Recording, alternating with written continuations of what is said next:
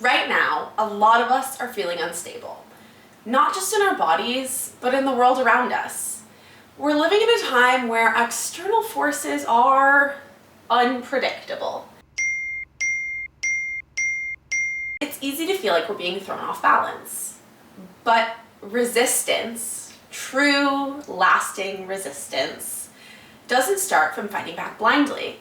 It starts from knowing where you stand, feeling where you are, and being able to adapt without losing yourself. That is where proprioception comes in.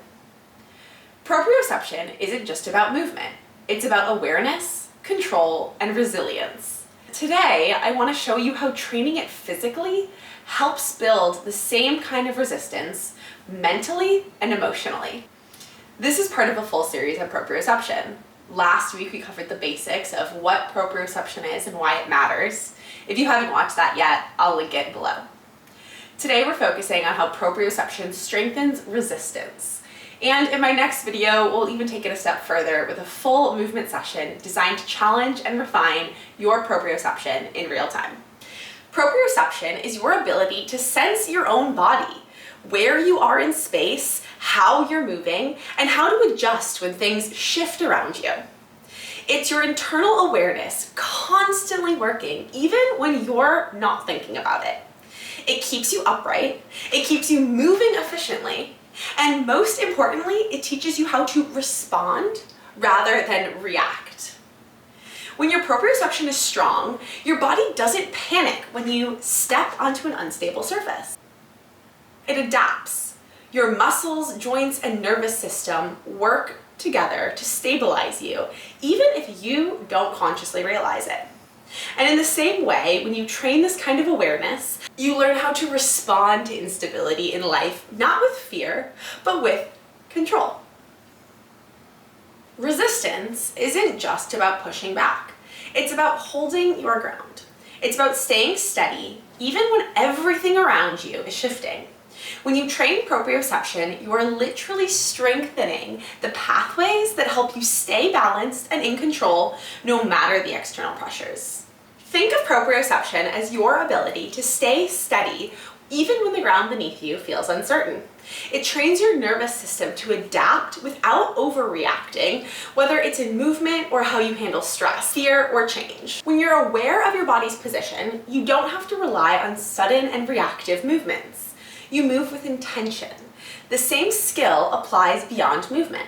When you're aware of your emotions, your thoughts, your surroundings, you don't just react to what's happening around you. You choose how to respond. Proprioception connects you to yourself. It brings you into the present moment, and in a world that thrives on distraction and disconnection, that is resistance, that is power. So how do you start building this kind of resistance? You train your ability to sense, adapt, and stabilize. Here's one simple example of doing that through bridge pose and a few different variations. Bring a block or a pillow with you. Find a seated position and take a peek at your feet. Your feet are in line with your knees, which are in line with your hips.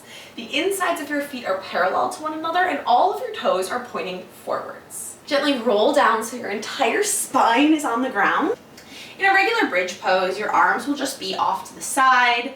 You don't have anything in between your legs to support yourself, so your inner thighs are separated. And we would just normally say, exhale your air, inhale, lift your hips,